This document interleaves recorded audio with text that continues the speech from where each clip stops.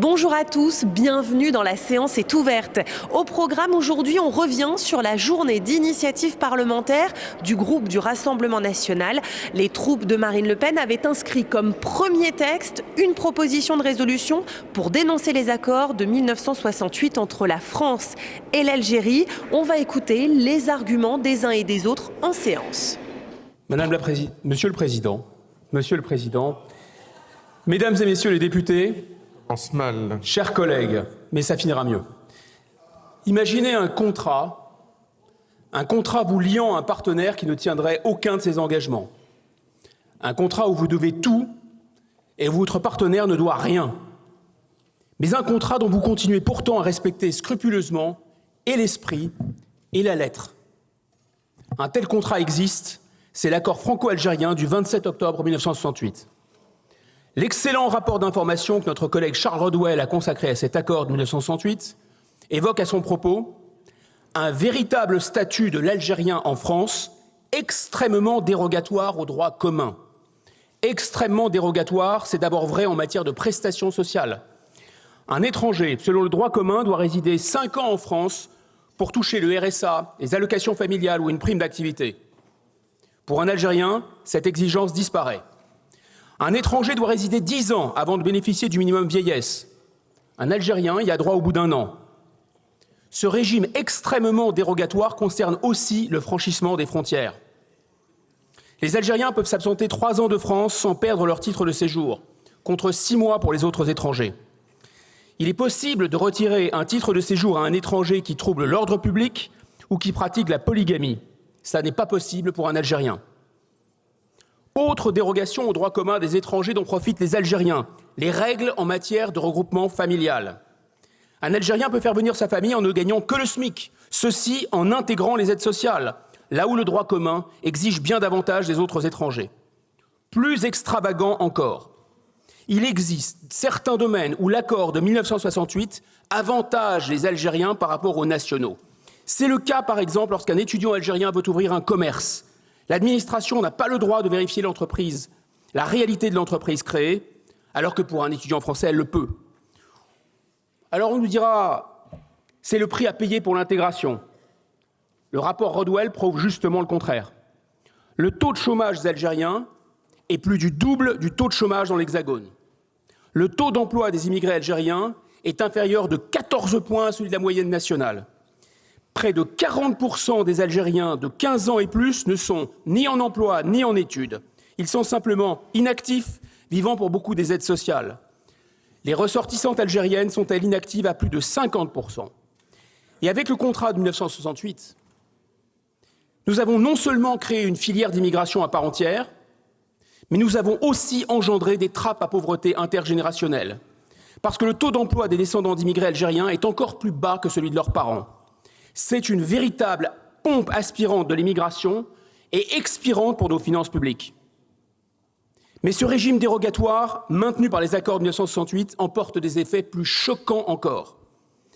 Par cet accord, la France accepte la kafala, une norme du droit islamique qui facilite le regroupement familial en plaçant des enfants algériens sous l'autorité de grands-parents ou d'oncles ou de tantes qui peuvent les faire venir. Alors comment pouvons-nous, d'un côté, interdire les signes religieux à l'école et de l'autre, appliquer la kafala dans notre droit pour complaire à un autre État? Cette anomalie bafoue notre laïcité. Ça a tout à voir. Je vous le dis, soit vous êtes sincèrement laïque et vous votez pour abroger ce texte qui ne l'est pas. Si vous refusez de l'abroger, ne venez plus jamais nous parler de laïcité. Sur le plan sécuritaire,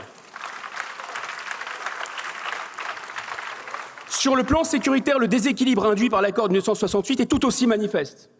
En 10 ans, le nombre d'Algériens dans nos prisons est passé de moins de 2000 à plus de 4000, soit un bond de 177%. Autant de criminels et de délinquants qui devraient, c'est logique, une fois leur peine purgée, être renvoyés dans leur pays. Il n'en sera rien. Pourquoi? Parce qu'Alger refuse de délivrer des laissez-passer consulaires, parce qu'Alger refuse de reprendre ses propres ressortissants. Le terroriste de l'attentat de Mulhouse, 14 procédures d'expulsion, 14 refus de l'Algérie. Un Algérien condamné pour violence conjugale, protégé par l'accord, donc inexpulsable. La meurtrière de la petite Lola, elle aussi placée sous OQTF non exécutée. Alors que faire? Continuer à verser 2 milliards d'euros par an d'aide et de prestations sociales aux Algériens de manière dérogatoire, alors que leur pays refuse toute réciprocité.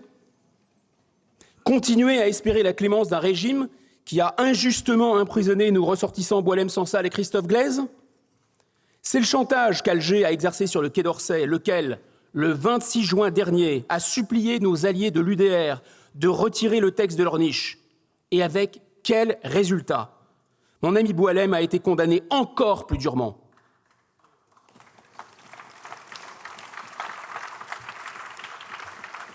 Chers collègues, nous ne devons plus tergiverser. Ce texte doit être adopté pour enjoindre au gouvernement de dénoncer l'accord franco-algérien de 1968. Pour vous en convaincre, permettez-moi de répondre à une critique formulée par Charles Rodwell, l'auteur du rapport d'information sur les réseaux sociaux.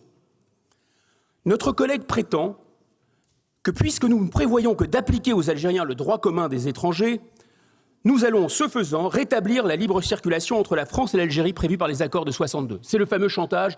On dénonce 68, c'est le retour à Évian. Notre collègue tente même de nous faire peur en brandissant le risque d'un déferlement migratoire sur notre pays.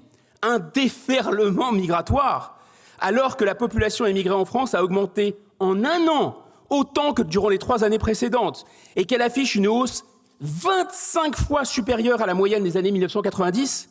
M. Rodwell ne manque pas d'air de brandir la menace d'un déferlement qu'Emmanuel Macron organise depuis 2017. Mais surtout, cette menace d'un déferlement migratoire totalement infondé montre que le macronisme est une baudruche technique et intellectuelle. L'argument de la libre circulation automatique est un épouvantail juridique.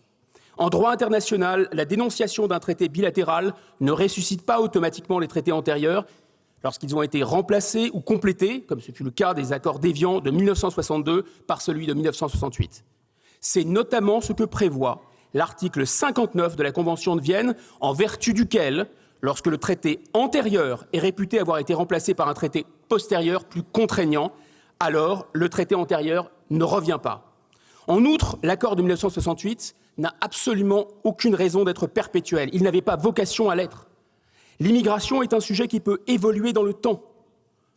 L'accord, d'ailleurs, a été conclu 6 ans après l'indépendance de l'Algérie, à une époque de plein emploi et de prospérité. Ce n'est évidemment plus le cas. Ajoutons qu'en vertu du principe pacta sunt servanda, la non-application par Alger de ses engagements nous donne le droit de renégocier l'accord. Si l'Algérie ne veut pas d'un nouvel accord, eh bien, à nouveau, c'est le droit commun qui s'appliquera. En dénonçant cet instrument désuet, nous appliquerons le droit commun de la République qui encadre l'entrée, le séjour, l'établissement des ressortissants de pays tiers à l'Union européenne. Notre démarche est soutenue par 66% de nos compatriotes. Les Français nous regardent et ils attendent cohérence et courage. D'ailleurs, n'exagérons pas la dose de courage requise. Il s'agirait plutôt de sortir d'un mélange de torpeur matinée de mauvaise conscience. Car au fond, l'Algérie a beaucoup plus à perdre que nous dans cette confrontation, avec un PIB 20 fois inférieur au nôtre. L'Algérie ne peut tout simplement pas se passer des visas que nous accordons à ses élites, ni des flux financiers que son pays relie au nôtre. Se fâcher avec la France aurait un coût bien plus dirimant pour Alger que pour Paris. Il nous faut donc dénoncer cet accord. Et il nous faut dénoncer cet accord non par hostilité envers le peuple algérien qui souffre lui-même du régime d'Alger. Au contraire, les Algériens ne doivent plus être des étrangers à part. Ils doivent devenir des étrangers à part entière. Il ne doit y avoir en France désormais qu'une seule catégorie d'étrangers hors Union européenne, égaux en droit et en devoir. Je le dis ici, l'Algérie française, c'est fini. 63 ans après l'indépendance, il s'agirait d'en accepter les conséquences en traitant notre ancienne colonie comme nous traitons tous les autres pays, ni mieux, ni moins bien, sans dérogation. Donc cette dénonciation n'est pas une fin en soi. C'est le signal envoyé que notre pays cesse de courber les chines, rompt avec la mauvaise conscience malsaine et veut normaliser ses relations avec l'Algérie. À cet égard, assumer un bras de fer est indispensable pour établir la balance. Plus aucun visa tant que nos ressortissants Boualem Sansal et Christophe Glaise n'ont pas été libérés. Plus aucun visa sans OQTF, ou plutôt un visa pour un OQTF, du donnant-donnant entre égaux désormais. Je vous entends d'ici, populisme, démagogie, effet de tribune. Vous avez tort. Non, ça c'est vous. C'est vous qui avez une propagande différente en fonction des origines de nos concitoyens. Vous avez tort, chers collègues. Ce que je vous propose, c'est que la France se respecte en se faisant respecter et en faisant respecter le droit international. Et pour finir, je voudrais m'adresser à ceux de mes collègues qui, en étant secrètement d'accord avec nous, n'oseront pas voter avec nous. Collègues de LR, voterez-vous pour cette résolution en cohérence avec les positions du président Bruno Retailleau qui affirmait il y a 2 semaines encore l'impérieuse nécessité de dénoncer l'accord? Collègues du MoDem, exaucerez-vous le souhait de votre président François Bayrou qui admettait le 26 février dernier la nécessité de remettre en cause l'accord? Collègues d'Horizon, allez-vous désavouer votre candidat à la présidentielle, Édouard Philippe, qui en mars dernier appelait lui à revenir sur les accords de 68? Collègues macronistes, vos votes contrediront-ils les propos tenus par Gabriel Attal le 10 janvier 2025? La France doit avoir le courage de mettre un terme à l'accord franco-algérien de 68. L'heure de la fermeté a sonné. Oui. Impossible de débuter ce propos sans penser à Boualem Sansal, enfermé honteusement depuis le 16 novembre 2024 et dont nous demandons avec celle de Christophe Glaise la libération immédiate.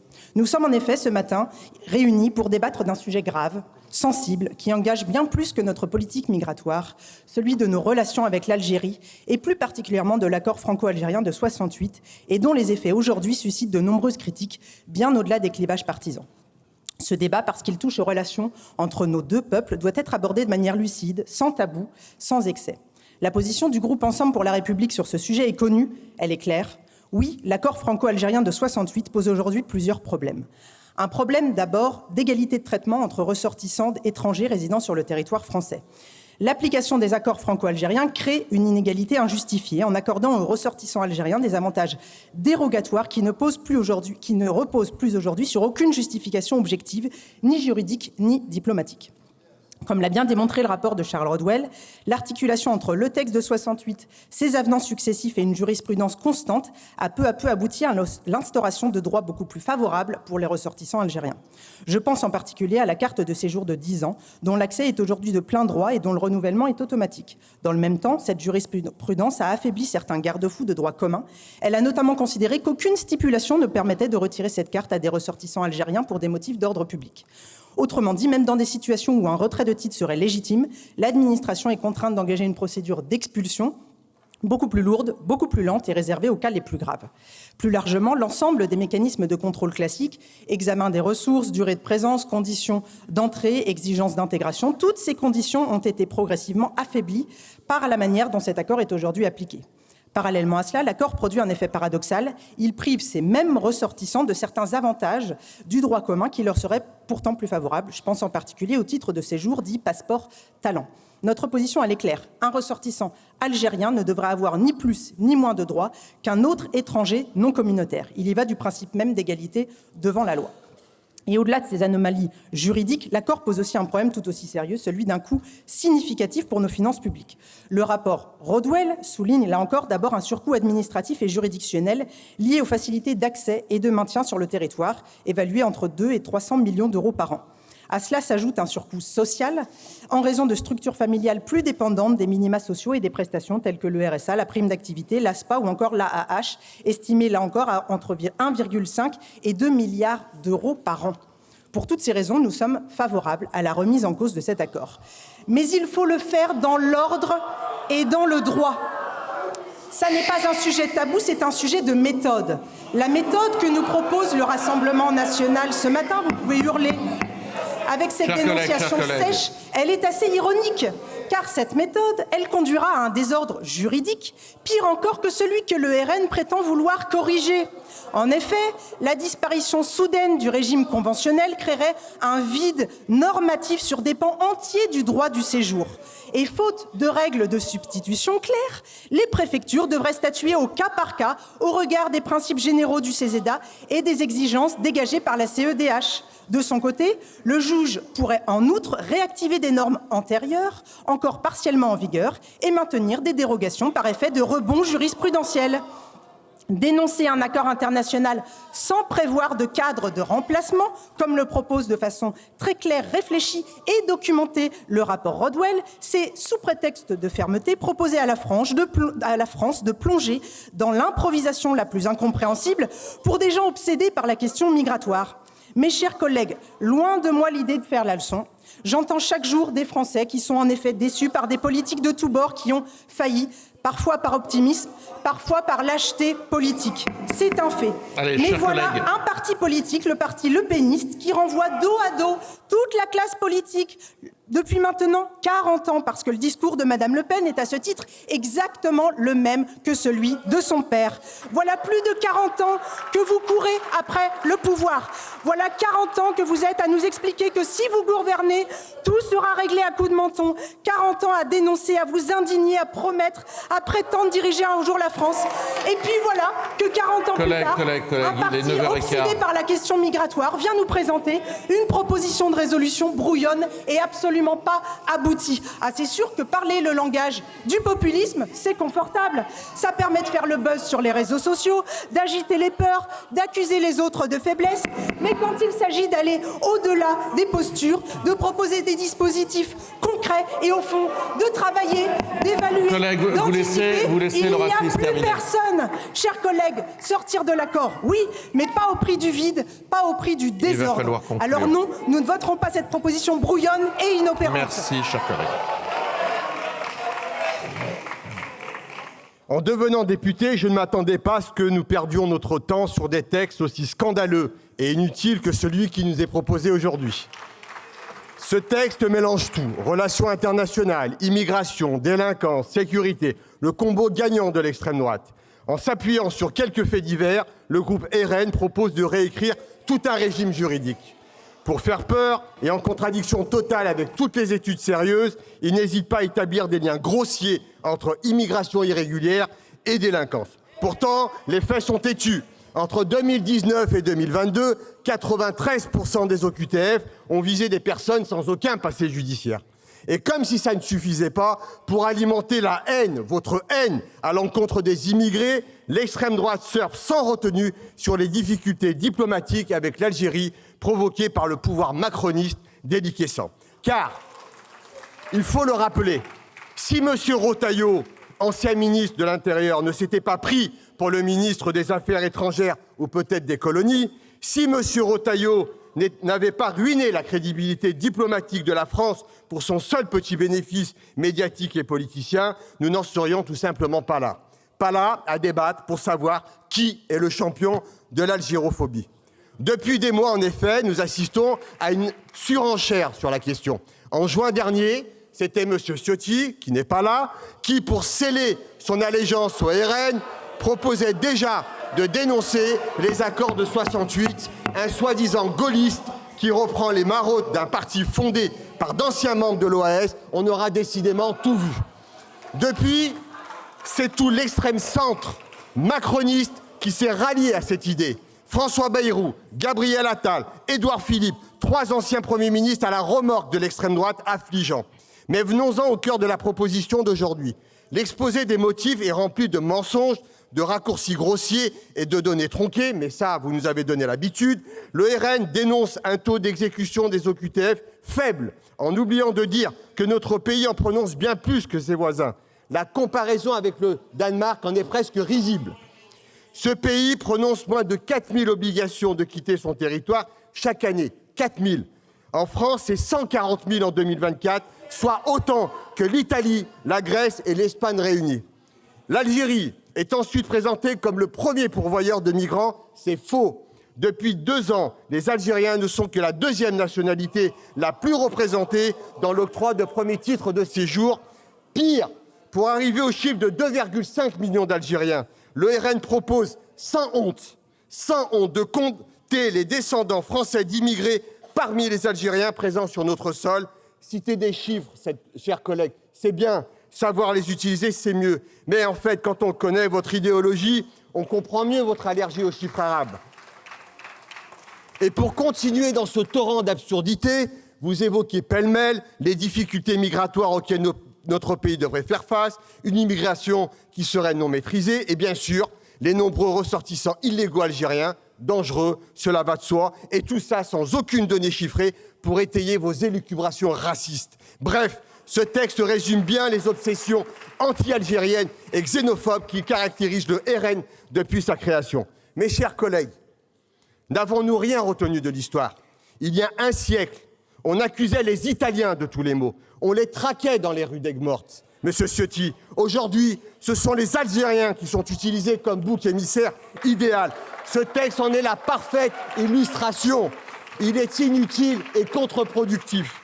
L'accord de 2013, évoqué dans l'exposé des motifs, est déjà suspendu depuis plusieurs mois. Quant à l'accord de 68, sa dénonciation unilatérale constituerait une violation du droit international selon la Convention de Vienne de 69 et l'Algérie serait en droit de saisir la Cour internationale de justice. Certains juristes affirment même qu'en abrogeant les accords de 68, on en reviendrait à la libre circulation prévue par les accords d'Évian de 62. Peut-être est-ce votre souhait pour le Rassemblement national, mais ça m'étonnerait.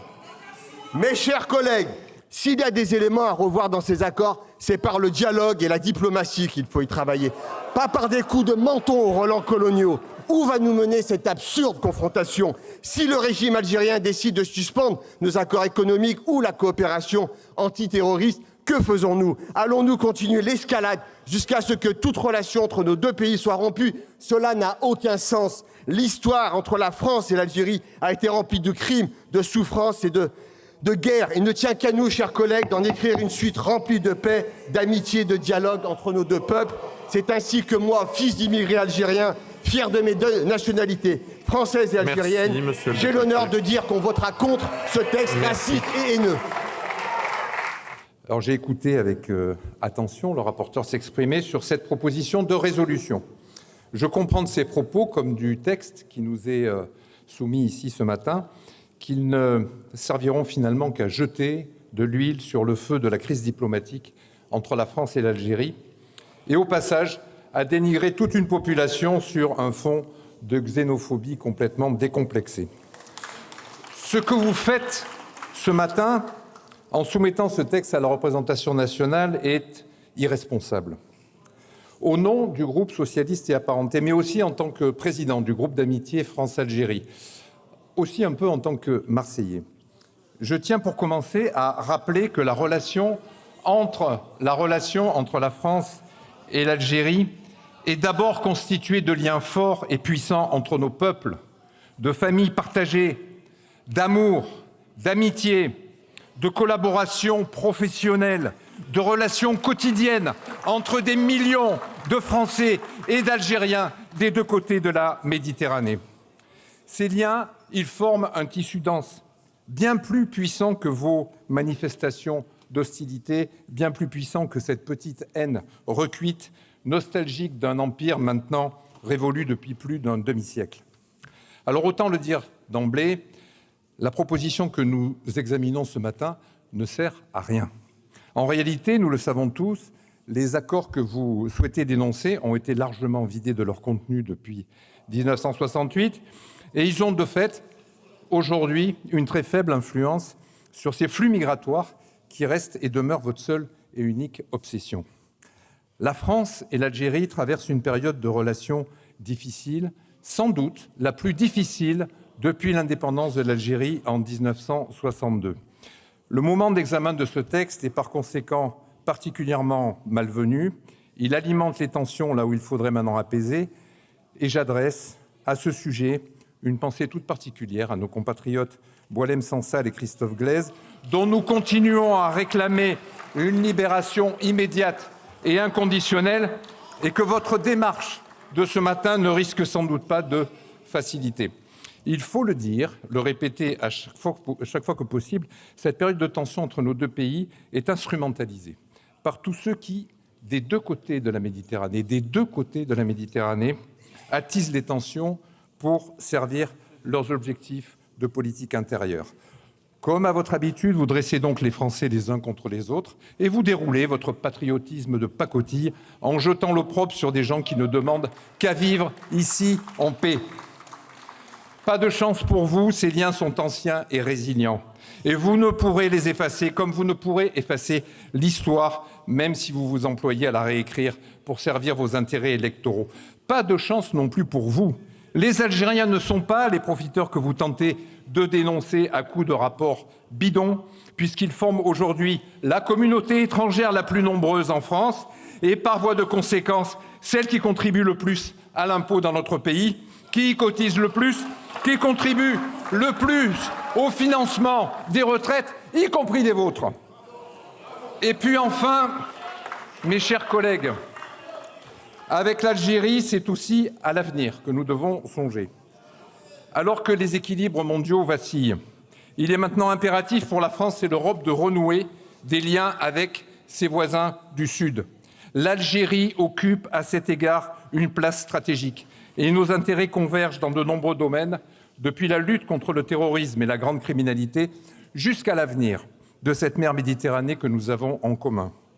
Et puisqu'il est difficile, si difficile de parler avec votre cœur, alors considérez au moins les intérêts économiques de la France, avec par exemple le développement exponentiel attendu de la route commerciale entre l'Europe du Nord et l'Afrique, traversant toute l'Afrique, qui ouvre de nouvelles perspectives de développement et d'emploi pour nos deux pays, notamment au travers du commerce maritime, dont une majeure partie passera par la France et l'Algérie. Mes chers collègues, 63 ans, après l'indépendance de l'Algérie, il est temps, plus que jamais, que nos deux pays regardent ensemble vers l'avenir. Cette proposition de résolution a pour seul objectif de satisfaire les fantasmes de la droite extrême et de l'extrême droite sur l'immigration en prenant pour bouc émissaire les Algériens. Là où vous voulez construire des murs, nous préférons reconstruire des ponts et c'est pourquoi nous voterons contre ce projet de résolution. Je vous remercie de votre attention. Monsieur le Président, cela fera un an.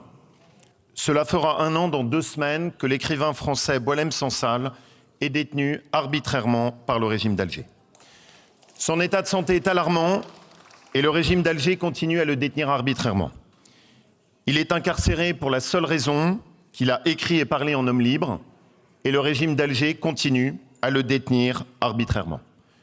Il dénonçait le risque de la soumission de la France au régime d'Alger et il en est aujourd'hui la première victime. Et à l'arrivée, dans le silence de bien des représentants de l'Assemblée nationale ici, à l'arrivée, l'Algérie continue et ne cesse d'humilier notre nation. Le régime d'Alger refuse l'expulsion du terroriste algérien de Mulhouse à 10 reprises.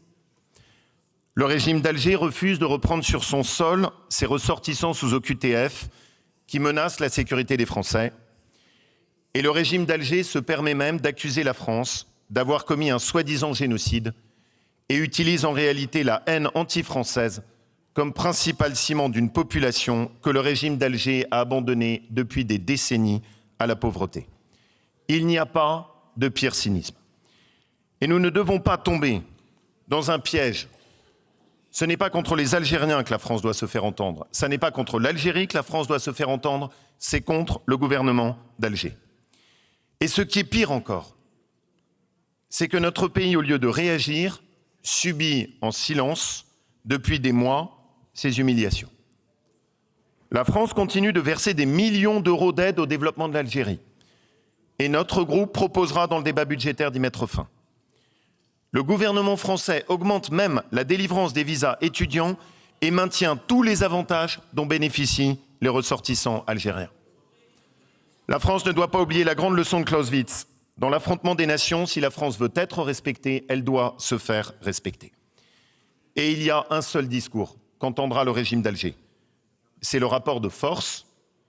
Et il y a une seule mesure qui peut les faire reculer, c'est la dénonciation de l'accord franco-algérien de 1968. Et nous n'avons que trop attendu. C'est un accord unique au monde, qui accorde des privilèges exorbitants. Je n'en citerai que 3 pour mesurer à quel point il n'y a aujourd'hui plus aucune raison de faire bénéficier au régime d'Alger d'un régime et d'un traitement d'une telle faveur. Un regroupement familial d'abord quasiment de plein droit qui peut être demandé dès 12 mois de résidence, ce qui n'est le cas pour aucun autre étranger. Aucune possibilité pour la France. Comment un pays peut-il renoncer à cela ? De retirer la carte de résidence de 10 ans, même pour un motif d'ordre public. Et aucun délai pour bénéficier du RSA dès le premier jour de l'obtention du titre de séjour, là où nous demandons 5 ans de résidence régulière à tous les autres étrangers. Il faut y mettre fin. En juin 2023, les députés de la droite républicaine avaient déposé, grâce à l'action de Michèle Tabarot, à laquelle je veux rendre hommage, une proposition de résolution identique à celle que nous discutons aujourd'hui. Depuis lors, beaucoup de personnes ont changé d'avis et s'y sont déclarées favorables. Édouard Philippe, Gabriel Attal s'y est dit aussi favorable. Une immense majorité de Français y est favorable. Et surtout, c'est la seule façon de se faire entendre du régime d'Alger. Que chacun donc assume. C'est notre devoir de député, au-delà des différences politiques, de porter enfin une réaction face au régime d'Alger. Et je le dis ici avec beaucoup de simplicité et de respect pour chacun.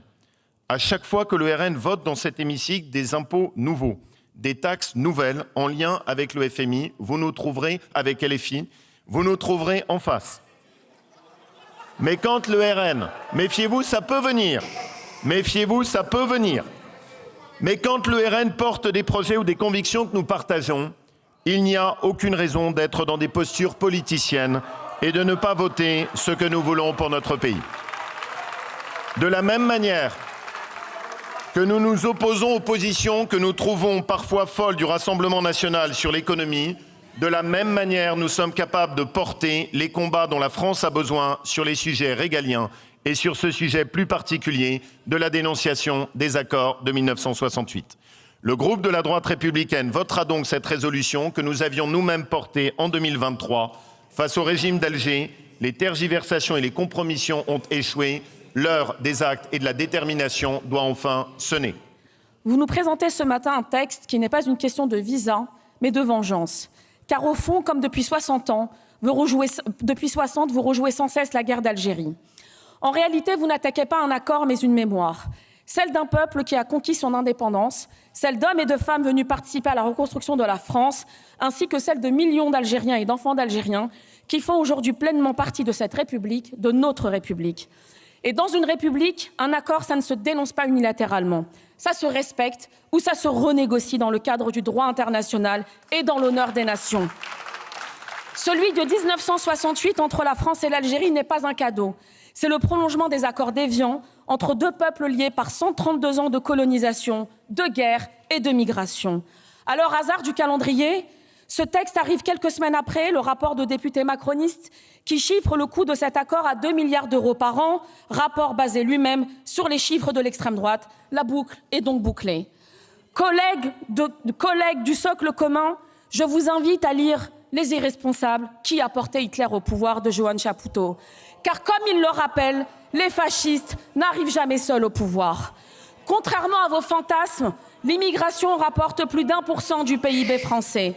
Les travailleurs immigrés cotisent plus qu'ils ne perçoivent de prestations et les étudiants étrangers rapportent à la France plus d'1 milliard d'euros net par an. Êtes-vous même au courant que sans les 15 000 médecins algériens, nos hôpitaux ne tiendraient pas une semaine ? L'immigration n'est pas un coût, elle est une force et une chance pour la France que vous feignez de défendre. Et parce que vous ne supportez pas cette réalité, vous cherchez à la travestir en la salissant de la manière la plus abjecte. Vous appelez ça souveraineté, moi j'appelle ça une passion triste, selon le célèbre mot de Spinoza. Vous prétendez parler d'égalité devant la loi, mais votre histoire politique est tout sauf égalitaire. Elle se fonde sur la discrimination, le rejet et le fantasme de la 5e colonne. Mais me direz-vous qu'attendre des héritiers du Front National, fondé en 1972 par d'anciens membres de l'OAS, cette organisation terroriste qui a ensanglanté l'Algérie et la France. L'OAS, ce n'était pas la défense de la France, c'était la guerre contre la République. Ce n'était pas l'honneur, c'était la torture, les bombes dans les cafés, les exécutions sommaires et la tentative d'assassiner le général de Gaulle, duquel aujourd'hui pourtant vous vous prévalez. Vos pères fondateurs, Pierre Bousquet, ancien volontaire de la division SS Charlemagne, François Duprat, militant néofasciste négationniste, Roger Olindre, vétéran de l'OAS, et bien sûr Jean-Marie Le Pen, qui après avoir torturé en Algérie, a bâti toute sa carrière politique sur la nostalgie de l'Empire, l'antisémitisme et le racisme. Vous pouvez changer de nom, repeindre votre logo, sourire sur les plateaux télé, mais votre ADN politique, lui, n'a pas changé. Il est raciste, revanchard et colonial. Alors, quand vous venez ici, 50 ans plus tard, Nous parler avec des vibratos dans la voix de patriotisme, c'est une parodie. Je le dis avec gravité. Gare à ceux qui ressuscitent les thèses de l'ennemi de l'intérieur.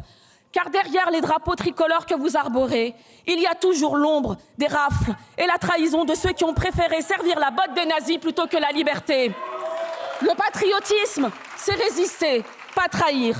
C'est aimer la France dans toutes ses couleurs, pas rêver de la blanchir. C'est aimer une France grande, généreuse et pas rabougrie et haineuse. Au fond, les vrais patriotes, c'est nous. Car la France que vous rêvez d'imposer n'existe plus et c'est tant mieux. La vôtre regarde l'Algérie avec rancune, la nôtre la regarde avec lucidité et respect. La vôtre cherche des boucs émissaires, la nôtre cherche des solutions. Et la vôtre veut effacer la mémoire quand la nôtre veut réparer l'histoire. Oui, je vous le dis, le RN et ses alliés sont la dernière survivance politique de la haine coloniale. La France, la vraie, celle de Jean Jaurès, de Joséphine Baker et d'Aimé Césaire, ne marchera jamais derrière ceux qui, hier encore, dénonçaient leurs voisins à la Gestapo. Et ça, aucun slogan, ni aucune stratégie de communication ne pourra l'effacer. C'est d'ailleurs pour ça que vous préférez traverser l'histoire, parce qu'elle vous trahit, parce qu'elle révèle vos origines, vos compromissions et vos lâchetés. Mais parce qu'elle rappelle surtout que vous n'êtes pas les défenseurs de la France. Et je vous le dis sans détour, votre haine n'a plus de place ici. Nous voterons contre ce texte, car la France que nous défendons, elle regarde son passé avec ses lumières et ses ombres. Reconnaître, réparer et construire l'avenir, c'est ce qui fait la grandeur d'une nation.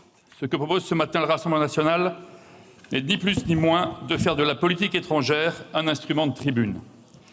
Permettez-moi, chers collègues, de vous le dire un peu directement, mais ce que vous faites n'est pas sérieux, c'est même tout simplement irresponsable, car vous savez, cette résolution va frontalement à l'encontre des intérêts de la France. Alors pour un parti qui dit à longueur de journée vouloir les défendre, c'est plutôt inquiétant. Comme cela a été dit, ces accords ont été signés il y a plus d'un demi-siècle. À l'époque, ils constituaient un compromis pragmatique entre deux nations marquées par la guerre d'Algérie.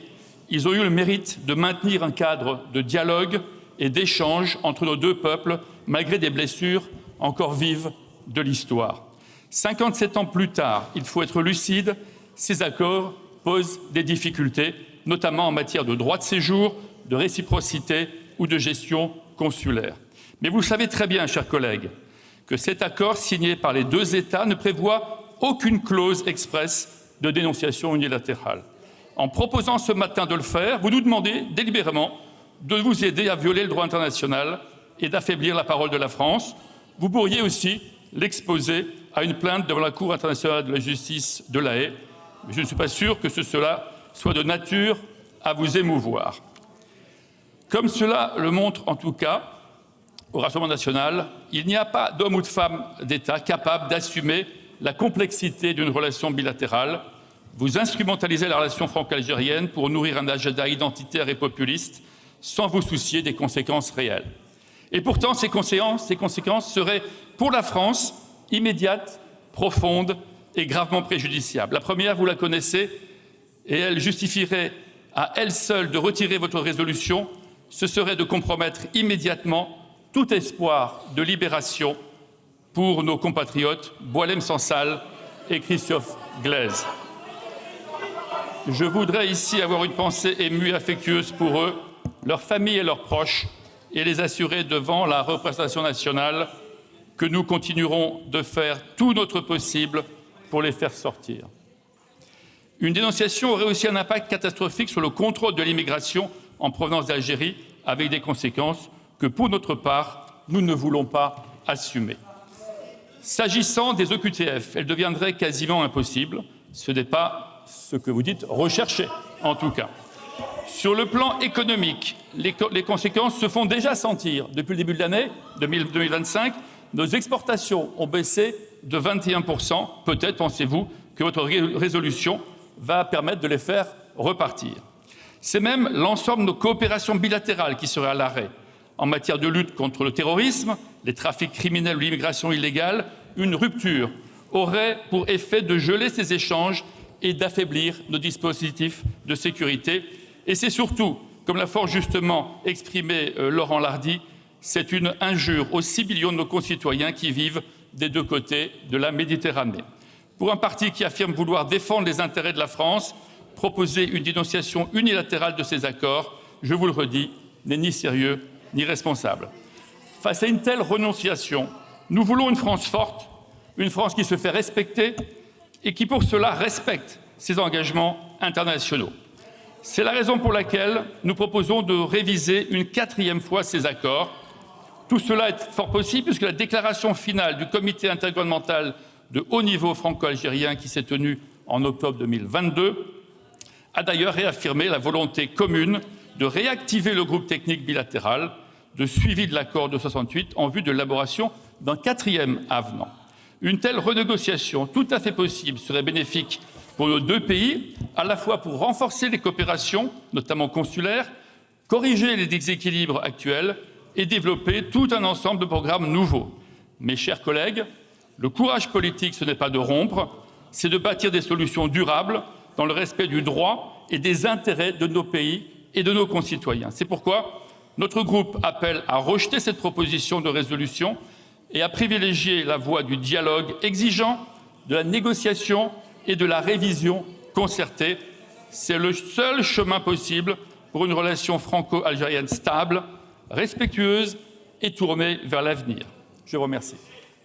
Notre ennemi traditionnel et éternel est la France. C'est de cette manière dont parle de notre pays l'ancien ministre algérien du Travail et de la Sécurité sociale, Hachemi Djaoub, en pleine séance au Sénat algérien en avril 2021. Charmante marque d'affection de la part d'un pays ami, à qui nous versons chaque année 132 millions d'euros pour le compte de l'aide au développement et avec qui nous possédons des accords migratoires depuis 1968. Charmante marque d'affection quand on sait que le coût budgétaire des accords franco-algériens pour la France est de 2 milliards d'euros. La France a des liens forts avec l'Algérie depuis plus d'un siècle. Mais à ce jour, nos relations diplomatiques sont au plus mal. Le point de rupture a été franchi en décembre dernier, lorsque notre ambassadeur, basé à Alger, est convoqué de façon humiliante par les affaires étrangères algériennes. Puis, quelques semaines plus tard, ce sont 15 agents diplomatiques français expulsés en seulement 48 heures. S'ensuivent alors plusieurs semaines de tensions diplomatiques extrêmes qui montrent les fractures désormais entre nos deux nations. Fractures symbolisées par l'emprisonnement de Boualem Sansal, à qui nous devons, je crois, aujourd'hui une pensée, emprisonné parce qu'il a choisi d'émettre des critiques contre le pouvoir en place. Une pensée pour le journaliste Christophe Glaise, qui a commis l'imprudence de vouloir écrire sur une équipe de football qui n'avait pas les faveurs du pouvoir algérien. La situation est déroutante. C'est pour cela que mon intervention tentera de répondre à une question. À quoi servent ces accords aujourd'hui? Pour y répondre, replongeons-nous un instant dans le contexte du moment où ils ont été signés. C'est à l'issue du conflit algérien en 1962, conflit extrêmement meurtrier pour nos deux pays, que se sont dans un premier temps signés les accords d'Évian. C'est pour encadrer la libre circulation entre nos deux territoires, notamment pour les pieds noirs, au lendemain de ce conflit, qu'un dispositif légal a été signé, les accords du 27 décembre 1968. Rappelons qu'à cette période, de nombreux Algériens ont fait le choix de ne pas opter pour la nouvelle nationalité algérienne.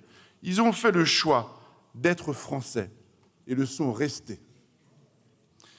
Ces accords actuellement en vigueur facilitent l'entrée sur le territoire français, mais aussi l'établissement, puisque les visiteurs algériens sont libres d'exercer une activité professionnelle de commerçant ou une profession indépendante. Ces accords permettent également le séjour, puisque pour les Algériens, le regroupement familial jouit du principe d'automaticité dès l'arrivée des membres de la famille sur le territoire français. Et il est pertinent de préciser que dans le sens inverse, les Français ne bénéficient d'aucun privilège migratoire en Algérie. Ils sont soumis aux mêmes procédures que toutes les autres nationalités. Les accords de 68 sont bien des accords de privilèges algériens. Mais alors, que la France connaît une période de tension migratoire depuis maintenant plus de 10 ans, comment justifier ces privilèges à nos concitoyens? Comment justifier qu'en 2024, sur 16 288 OQTF notifiés, seuls 828 ont donné lieu à un retour effectif vers l'Algérie, soit moins de 5%. Comment justifier les tensions extrêmes qui en résultent? Comment justifier que le flux migratoire le plus important en France, soit 690 000 ressortissants algériens, ne répond pas aux règles communes de la politique migratoire française? En maintenant ces accords, sans les réformer, la France s'humilie elle-même et abandonne de fait une partie de sa souveraineté. Regardons les choses en face. L'Algérie a déjà suspendu l'accord franco-algérien. L'Algérie doit donc redevenir un partenaire comme les autres, avec des accords comme les autres, permettant à chacun de retrouver sa pleine souveraineté. Notre relation avec l'Algérie doit être soumise et doit être remise à plat, comme le proposait Édouard Philippe en juin du 23, comme nous l'avions demandé lors de la déclaration de politique générale du gouvernement de François Bayrou, comme nous l'avons demandé lors d'une question de gouvernement en janvier 2025, comme nous l'avons demandé en février 2025 lors des discussions de la motion de censure de ce même gouvernement. La relation entre la France et l'Algérie est à reconstruire sur de nouvelles bases. C'est la raison pour laquelle nous demandons cette dénonciation. Nous voterons ce texte et les députés Horizon et Indépendants le feront dans quelques instants. Soutenir la dénonciation des accords franco-algériens de 1968 est devenu une vieille rengaine à la droite et à l'extrême droite de cet hémicycle. Un acharnement alors que le premier vote sur ce même sujet s'est déjà soldé par un échec. Alors pourquoi remettre cette proposition au cœur de nos travaux? Vous mettez en avant le traditionnel argument de, je cite, la submersion migratoire et de la, je cite encore, régulation de l'immigration qui est jugée massive et dangereuse. Cet acharnement n'a en réalité qu'un seul objectif, l'humiliation de l'Algérie, de son peuple. Parce qu'au fond, l'extrême droite, héritière de l'OAS, n'a jamais digéré l'indépendance algérienne face au colonialisme français. La guerre d'Algérie a officiellement pris fin avec les accords d'Évian en 1962. Mais loin de chercher la réconciliation, l'apaisement entre nos deux nations, certains sur ces bancs entretiennent un combat politique, un combat teinté de racisme et de xénophobie sur fond de nostalgie coloniale.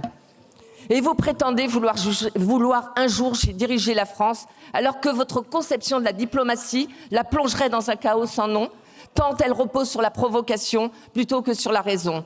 Vous rêvez de gouverner la France, moi je souhaite simplement qu'elle ne tombe jamais entre vos mains. L'argument de la facilité de circulation des ressortissants algériens en France ne tient pas. Ces accords ont déjà été reformés à de multiples reprises et les conditions d'octroi de nombreux titres de séjour durcies. Car oui, ces accords sont hermétiques à certaines avancées du droit commun.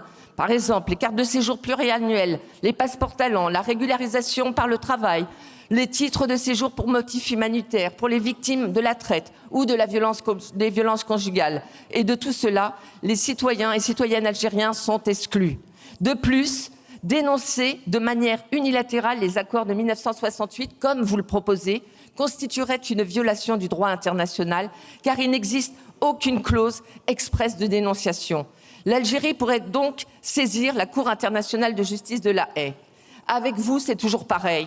Le respect du droit ne vaut que pour certains, mais pas pour vous. Et les récentes condamnations judiciaires qui vous concernent en sont un parfait exemple.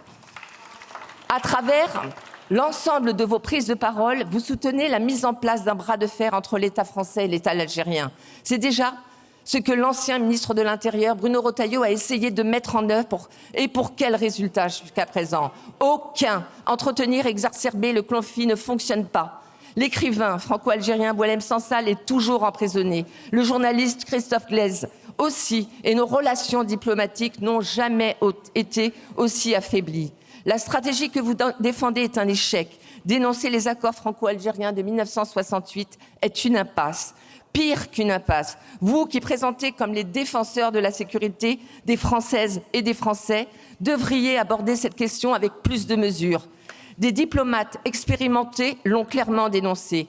La dégradation des relations entre franco-algériennes a rendu beaucoup plus difficile la coopération, pourtant solide depuis des années sur des enjeux essentiels de renseignement et de sécurité intérieure. Votre obsession anti-algérienne prime sur ces réalités. Voilà la réalité.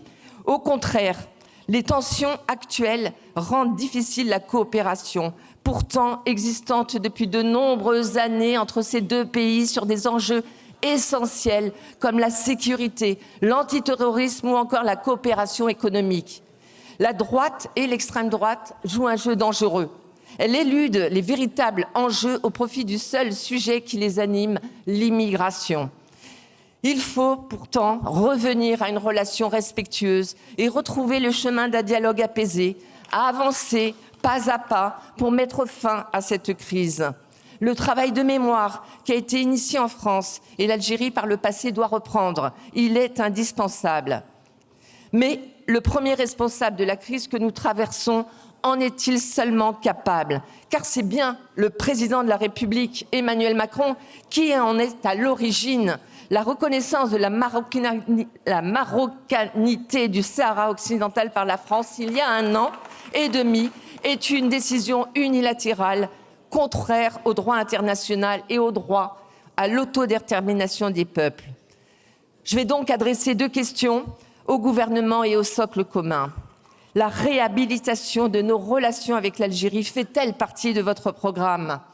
Et le départ de Bruno Retailleau marque-t-il enfin la fin de votre course effrénée derrière votre obsession xénophobe de l'extrême droite? Évidemment, vous avez bien compris, nous allons voter contre ce texte. Qu'on me permette d'abord de remercier le groupe Rassemblement National qui nous offre aujourd'hui l'occasion d'examiner cette résolution de bon sens. La dénonciation des accords franco-algériens de 1968. Affirmons-le d'emblée, un État souverain ne devrait pas conserver dans le tiroir de ses renoncements un texte aussi ancien, inégal et coûteux. Un texte qui continue de produire ses effets comme une vieille horloge dont plus personne n'ose arrêter le balancier. Et pourtant, monsieur le ministre, il est l'heure.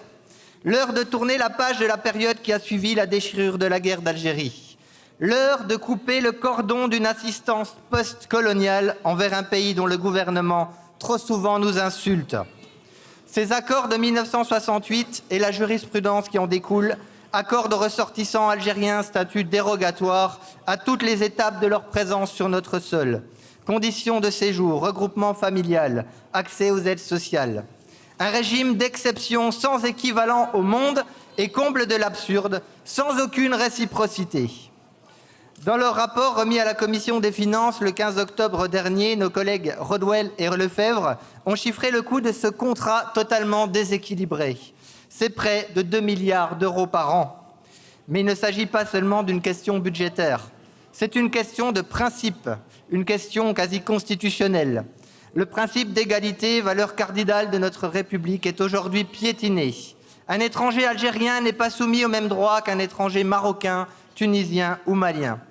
L'égalité devant la loi, garantie par l'article 1er de notre Constitution, s'efface ici devant un traité obsolète, entretenu par une jurisprudence aussi généreuse qu'irresponsable. Qu'est-ce qui justifie de tels privilèges, une telle inégalité en ces temps de crise budgétaire, une telle dépense financée par les Français, en ces temps où nous ne maîtrisons plus notre immigration, une telle mesure qui la facilite? Des relations exceptionnelles avec l'État algérien? Oui, elles le sont exceptionnelles, exceptionnellement mauvaises. Le président de la République, dans son infinie naïveté, croit encore possible de négocier avec Alger à coups de caresses diplomatiques et de petites tapes amicales sur la main. Emmanuel Macron a inventé la diplomatie Montessori. On évite le conflit. On organise un petit atelier de sable pour exprimer ses émotions. Mais on n'installe jamais aucun rapport de force. Et pendant ce temps, ce sont les Français qui payent l'addition. Et la France qui subit l'humiliation. Car le pouvoir algérien, lui, se moque de nous. Il refuse obstinément de reprendre ses ressortissants sous OQTF, humilie notre diplomatie et emprisonne ceux qui incarnent la liberté française de penser et d'écrire.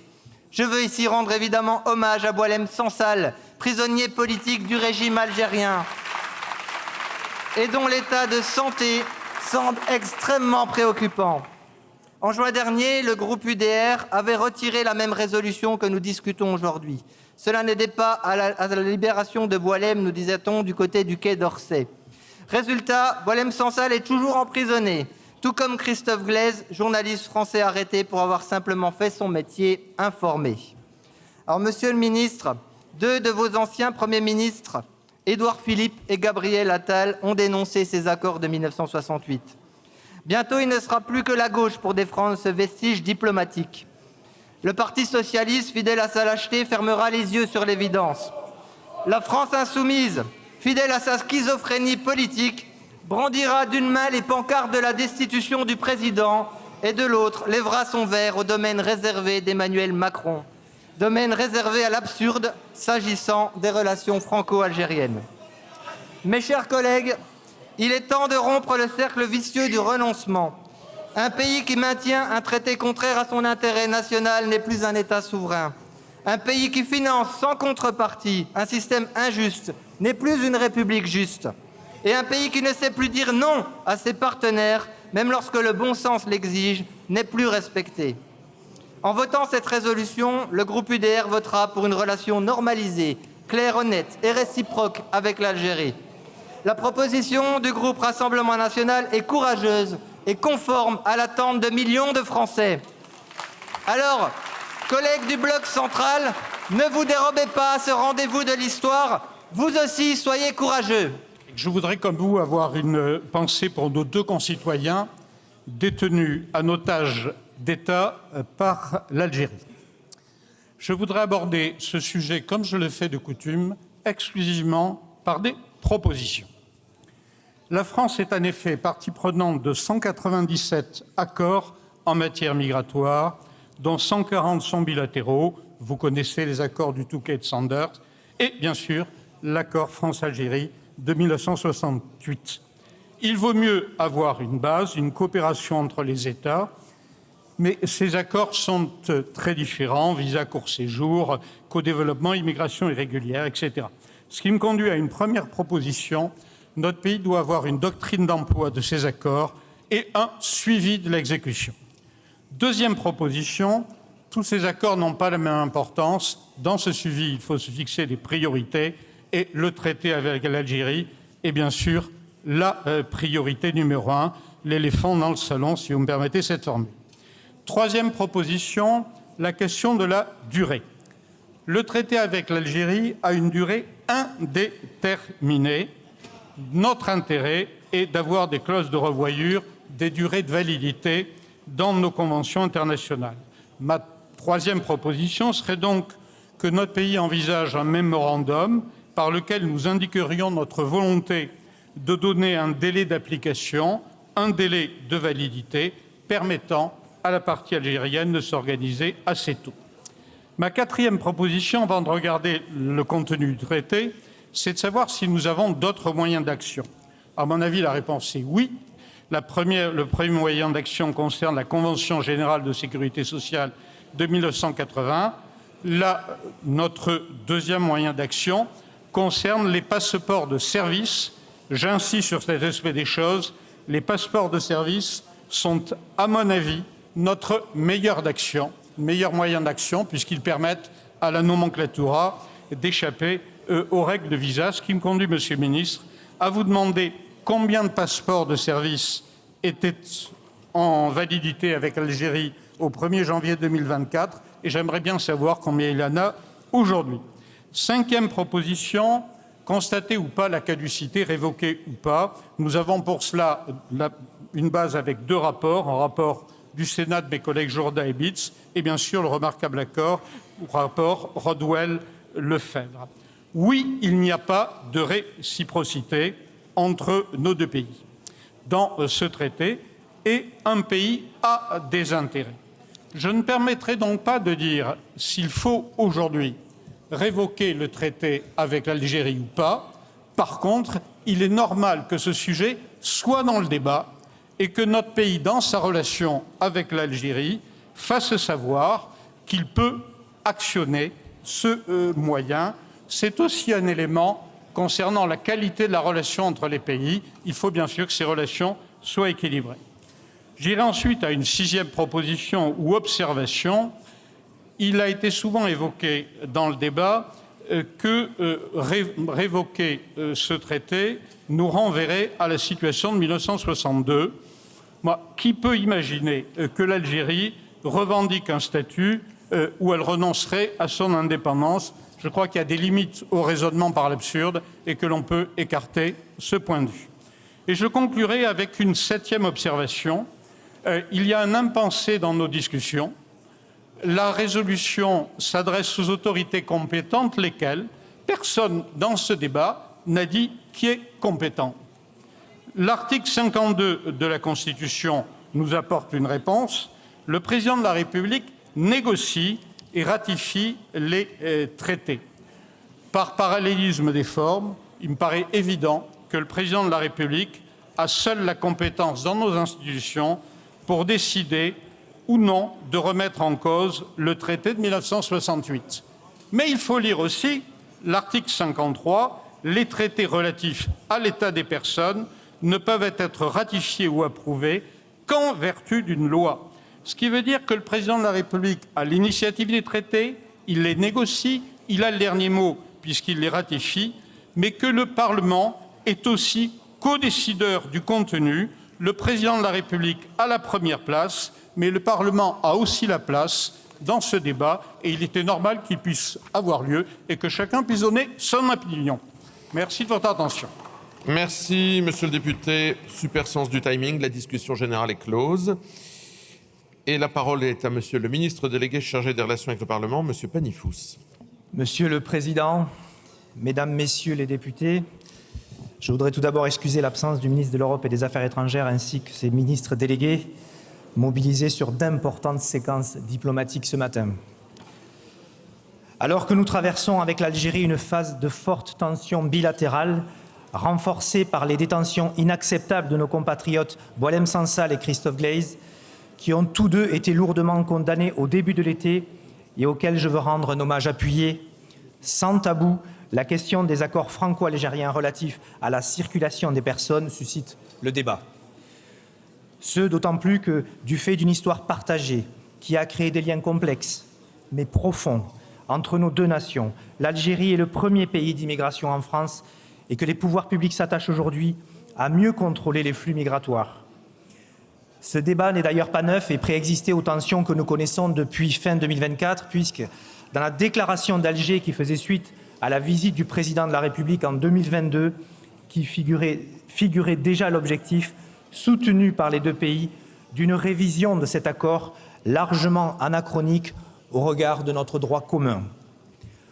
Aujourd'hui, nous examinons une proposition de résolution du Rassemblement national qui appelle à la dénonciation de cet accord.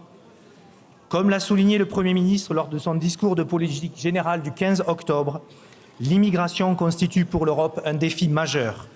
Nous avons à construire une politique migratoire claire, stable et conforme à nos valeurs.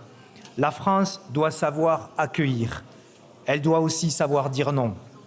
L'accord franco-algérien de 1968 est devenu une sorte de totem dans le débat public que l'on agite dès que l'on veut signaler un positionnement ferme sur les questions migratoires ou sur la relation avec l'Algérie, mais dont le contenu est mal connu.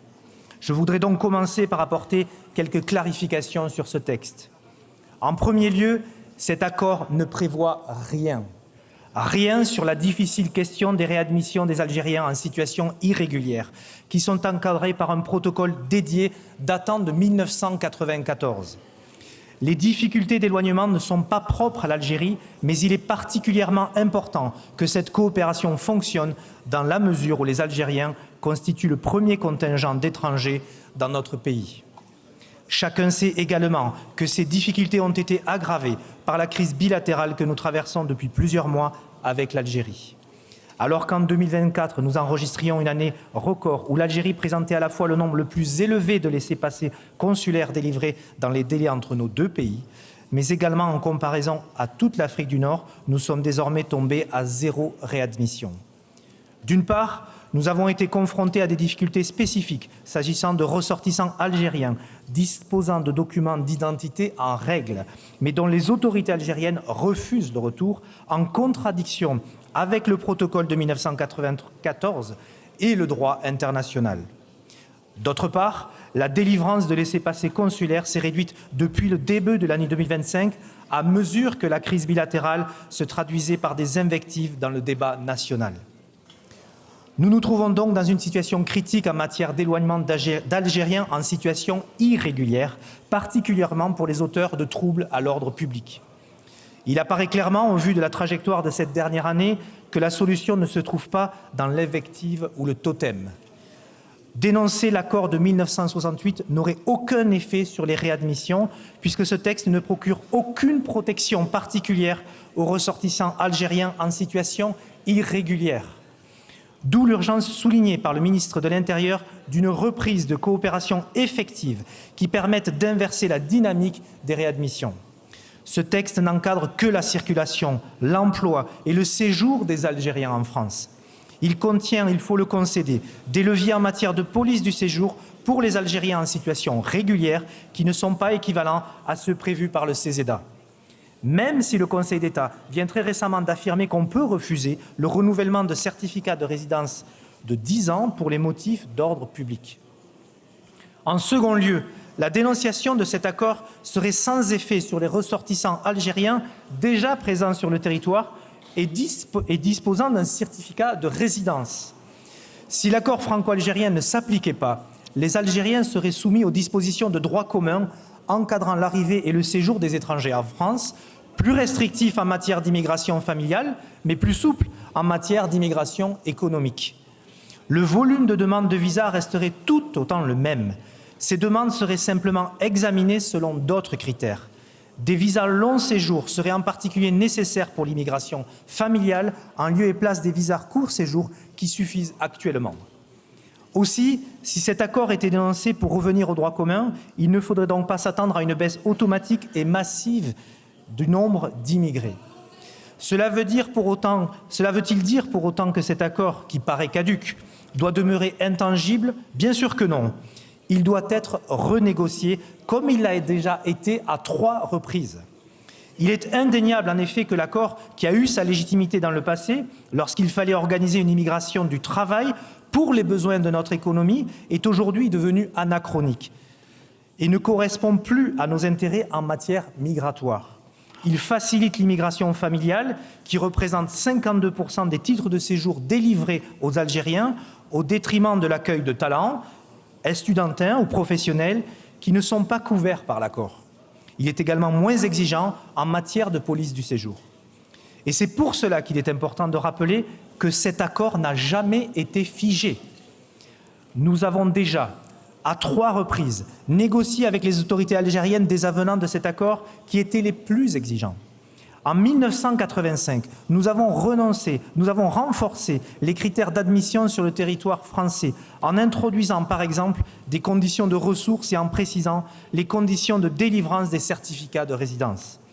En 1994, nous avons rendu obligatoire la présentation d'un passeport et d'un visa court séjour pour les Algériens souhaitant se rendre en France. Et nous avons précisé les conditions de péremption des certificats de résidence. En 2001, nous avons explicité les conditions du regroupement familial, y compris les cas pour lesquels il pouvait être refusé.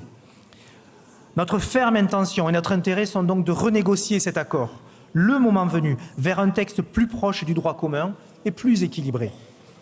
Cette renégociation a d'ailleurs été prévue par le comité intergouvernemental franco-algérien d'octobre 2022.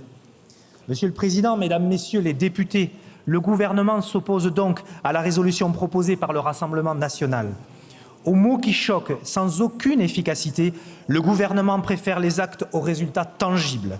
Il privilégie donc la voie de la renégociation dans le cadre d'un dialogue exigeant avec l'Algérie. Nul ne peut accuser le gouvernement de faiblesse. En réponse à toutes les décisions hostiles ou brutales des autorités algériennes de ces derniers mois, nous avons pris la mesure qui s'imposait. Nous l'avons fait non pas dans un esprit d'escalade, mais dans une logique de défense des intérêts de la France. Nous assumons le rapport de force et la fermeté pour produire des résultats utiles et pas pour des effets de manche. Il est simple de taper du poing sur la table sur le dossier algérien Mais nous n'avons rien à gagner à une aggravation de la crise avec l'Algérie. Sinon, avoir la question des réadmissions s'enquister et générer un risque sécuritaire dont il est de la responsabilité du gouvernement de protéger les Français. Un gouvernement, notre gouvernement, a une responsabilité et une seule, faire progresser concrètement les intérêts de la France et des Français. C'est ce que nous faisons, c'est la voie de la responsabilité et j'en appelle à celle de chacun et de chacune d'entre vous. Je vous remercie. Merci, Monsieur le Ministre. Sur le vote de la proposition de résolution, je suis saisi par les groupes Rassemblement national et France insoumise d'une demande de scrutin public annoncée dans l'enceinte de l'Assemblée nationale. Nous en venons maintenant aux explications de vote. D'abord, ceux qui faisons assaut d'anachronisme à gauche de cette Assemblée nous traitent de xénophobes. Quel contresens, chers collègues, quel contresens. Nous voulons que les Sénégalais, les Maliens, les Marocains, les Australiens aient les mêmes droits et les mêmes devoirs que les Algériens en France. C'est clair. Est-ce que c'est ça du racisme? Est-ce que c'est ça de la xénophobie? Deuxièmement, nous, chers collègues, nous ne connaissons qu'une seule catégorie de différence entre les citoyens et les non-citoyens, les citoyens français et les étrangers. Les citoyens français, quelles que soient leurs origines, sont nos frères et nos égaux. Les étrangers doivent se soumettre à nos lois, les lois du Parlement français, les lois exprimées par la volonté du peuple. Nous sommes ici par la volonté du peuple. C'est vous et non nous qui fabriquons un matériel électoral adapté en fonction des origines des citoyens. C'est lamentable. Je citerai volontiers cette expression du général de Gaulle de parti de l'étranger. En effet, au XIXe siècle, les royalistes étaient du parti de l'étranger, ils étaient pour la Prusse. Dans les années 30 et 40, les fascistes et les collabos étaient pour l'Allemagne. Dans les années 60, le Parti communiste était pour l'Union soviétique. Et aujourd'hui, vous êtes le parti de l'Algérie. C'est clair, le parti d'une dictature qui oppresse son peuple. Nous ne vous laisserons pas faire, nous ne nous laisserons pas intimider. Et lorsque vous nous traitez de xénophobes et de racistes, regardez dans les yeux 2/3 du corps électoral d'accord avec nous. Monsieur Bigot. Alors, tout le monde redescend d'un ton immédiatement. Tout le monde. Je crois utile et nécessaire de rappeler la position de notre groupe. Elle est très claire. La position de notre groupe, c'est qu'en effet, nous souhaitons une sortie de cet accord franco-algérien. Mais nous ne souhaitons pas une sortie sèche, une sortie improvisée comme vous nous la proposez, une sortie brouillonne et une sortie inopérante. Nous souhaitons, eh ben oui, nous on a travaillé, nous souhaitons une sortie qui soit organisée avec une modification du CESEDA, avec une modification du Code de la sécurité sociale, avec une actualisation de la circulaire de 2005 sur les régimes spéciaux. Voilà ce que nous proposons, c'est sérieux et c'est ce qui permettra finalement de sortir par le haut de cet accord franco-algérien. Évidemment, les droits de l'homme sont attaqués en Algérie et c'est bien de le dire, vous le dites à juste titre. En revanche, on ne vous entend pas beaucoup lorsque les droits de l'homme sont attaqués en Russie. Là, on n'entend plus grand monde. Et on ne vous entendait pas non plus lorsque certains de vos collègues posaient aux côtés de Bachar el-Assad en Syrie avec ce dictateur sanguinaire. Voilà la position historique du Front National. Ce sont toujours les mêmes lubies, les mêmes fantasmes. Vous vous en prenez à l'accord franco-algérien que vous accusez de tous les maux. Encore une occasion pour agiter le fantasme de l'immigration de masse, du grand remplacement. C'est immonde et ridicule. Tous les chercheurs sérieux le disent, on est très loin de la submersion. L'accord franco-algérien serait extrêmement favorable. Foutaise encore, contresens historique même. L'accord de 1968 a précisément été signé pour encadrer l'immigration algérienne, volonté partagée alors par les gouvernements du général de Gaulle et du président Boumedienne. Favorable, il l'est par certains aspects, l'histoire commune de nos deux pays le justifie, mais par d'autres beaucoup moins. Il est défavorable aux étudiants et surtout, il n'exonère nullement les ressortissants algériens des règles d'accès au marché du travail et des règles d'éloignement. Surtout, il y a un fossé entre les dispositions théoriques et la réalité que vivent des dizaines de milliers de gens dans les consulats, dans les préfectures. Dossiers impossibles à déposer en ligne, rendez-vous impossibles à obtenir, blocage administratif infini. Dans mes permanences parlementaires, je reçois semaine après semaine des familles franco-algériennes déchirées qui ne parviennent même pas à obtenir un visa de court séjour pour un grand-père ou une grand-mère qui veut voir ses petits-enfants durant les vacances. Voilà la réalité. Aujourd'hui, deux façons de penser la France et l'immigration s'offrent à nous. Une France républicaine, fidèle à ses principes universalistes, qui sait regarder son passé en face et s'ouvrir à l'avenir, c'est la nôtre. Ou une France rabougrie, apeurée, confite dans de vieilles rancœurs recuites, hantée par des fantasmes identitaires et effrayée par des lubies racistes. C'est celle que vous défendez avec ce texte, c'est celle que nous refusons, nous voterons contre. Votre histoire, c'est celle d'un parti qui ne prospère que sur la haine de l'autre. Mais souvenez-vous, avant les années 70, avant vos slogans en disant que les Arabes et les Algériens piquaient le travail des Français, c'était quoi vos slogans? Avant, c'était la haine des Juifs. Hier, les Juifs. Aujourd'hui, les Arabes. Et demain, à qui le tour? Vous ne changez. Vous ne changez pas. Vous ne changerez pas. Et c'est pourquoi ce matin, comme hier, comme demain, vous nous trouverez toujours en travers de votre route. Nous avons toujours soutenu la dénonciation des accords de 1968 avec l'Algérie. Quel que soit le porteur de ce projet de résolution, nous soutiendrons et nous voterons pour cette dénonciation car nous sommes constants. Nous voterons contre cette résolution parce qu'elle n'a rien à voir avec le droit et tout à voir avec la revanche. Alors vous avez été plusieurs à parler de la place particulière de l'Algérie. Pourquoi l'Algérie a une place particulière dans nos accords? Parce que l'Algérie était une colonie de peuplement. Parce que pendant plus d'un siècle, la France y a imposé ses lois, ses tribunaux, ses préfets et ses colons. Parce que l'Algérie, c'était 4 départements français et parce que l'Algérie était française avant Nice et la Savoie. Et pourtant, les Algériens, eux, n'étaient pas citoyens. Ils étaient indigènes, c'est-à-dire inférieurs. Voilà le vrai régime d'exception.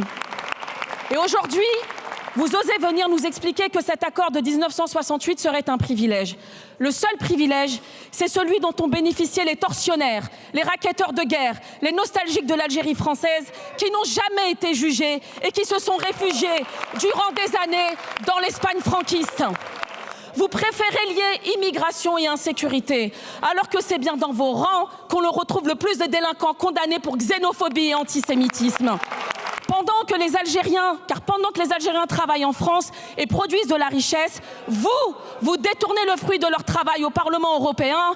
Plus de 4 millions d'euros, voilà ce qui coûte cher à la France. Alors, ça suffit avec votre obsession de l'Algérie, matin, midi et soir. Ça suffit vos caricatures racistes et ça suffit votre réécriture de l'histoire. Vous êtes tellement à court d'arguments qu'avant même que je prenne la parole tout à l'heure, j'entendais déjà « voilà l'ingérence étrangère venant de vos bancs ». Oui, je suis française et oui, je suis algérienne. Et je suis fière de mon histoire, car la mienne fait partie d'une lignée de résistants, tandis que la vôtre est le produit de la collaboration. Mon grand-père, lui, était au front pour la France, à combattre le fascisme, pendant que Jean-Marie Le Pen, lui, aiguisait son couteau pour torturer les Algériens et nouer des alliances avec les Waffen-SS pour fonder votre parti politique. Alors je vous le demande, qui est du bon côté de l'histoire? Certainement pas vous.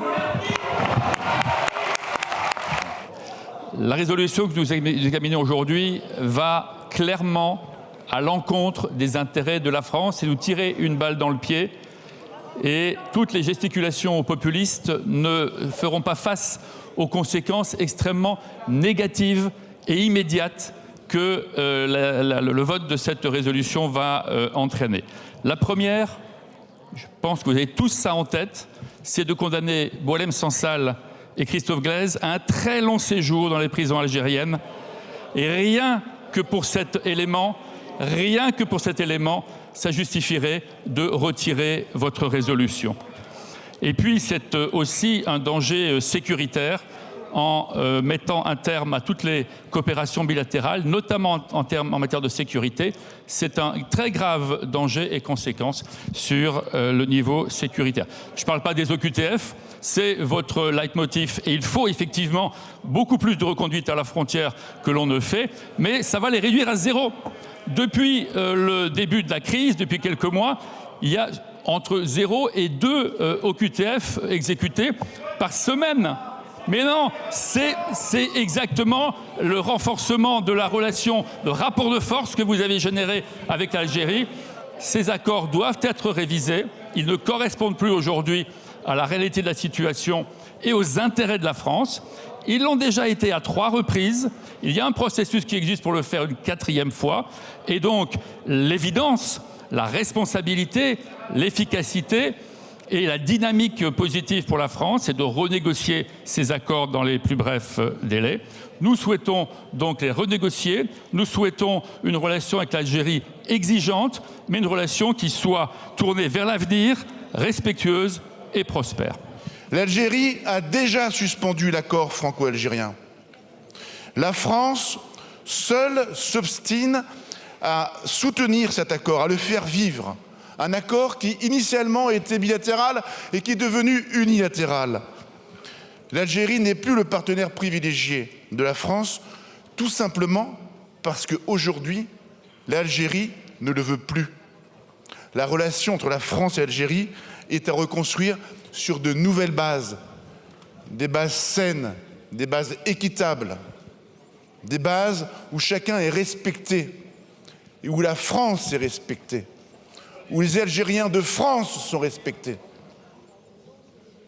C'est la raison pour laquelle les députés Horizon et Indépendants voteront cette dénonciation des accords franco-algériens.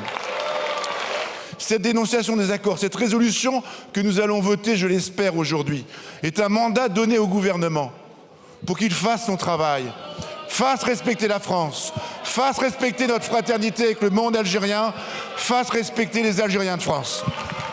Notre groupe n'ignore pas les tentatives qui traversent la relation franco-algérienne. Nous avons d'ailleurs soutenu la résolution exigeant des progrès concrets en matière de droits humains et dénonçant la détention arbitraire de Boualem Sansal et de Christophe Glaise.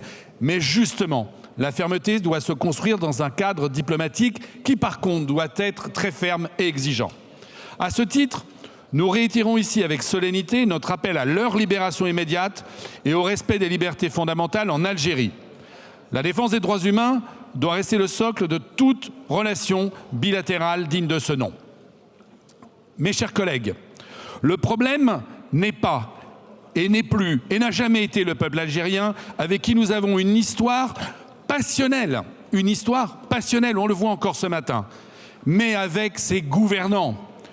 Pour toutes ces raisons, le groupe LIOT votera majoritairement contre cette proposition de résolution, mais fidèle à l'essence de l'existence même de notre groupe.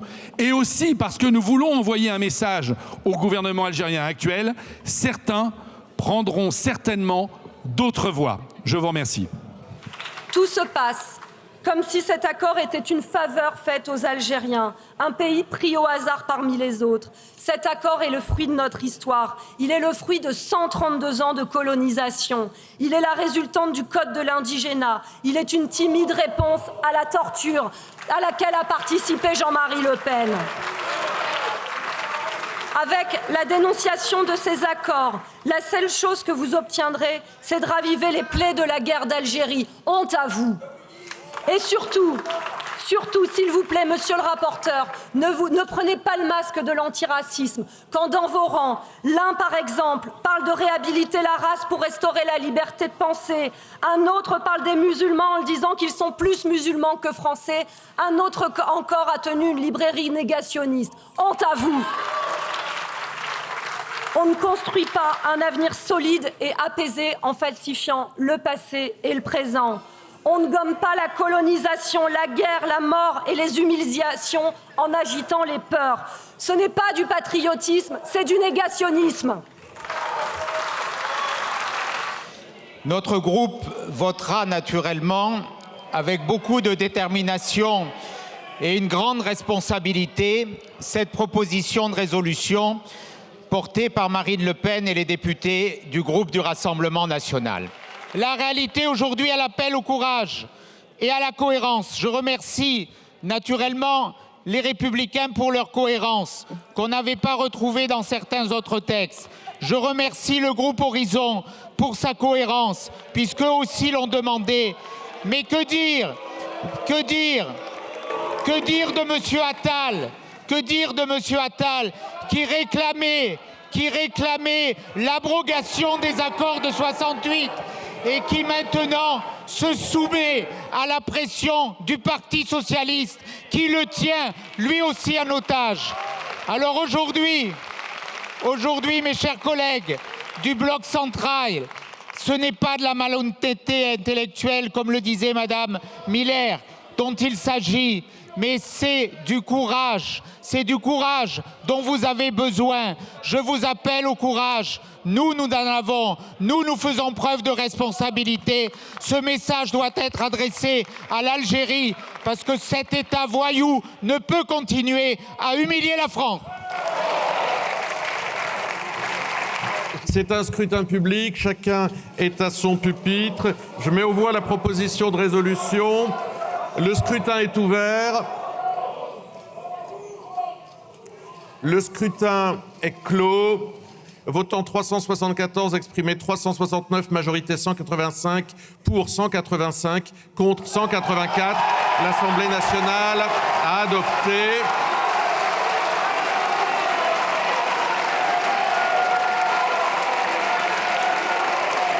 Collègues,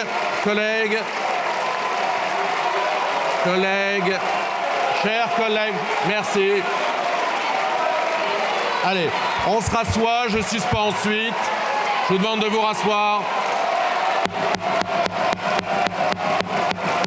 À la surprise générale, la proposition de résolution du Rassemblement national pour dénoncer les accords de 1968 entre la France et l'Algérie a été adoptée par l'Assemblée nationale. À très vite sur LCP.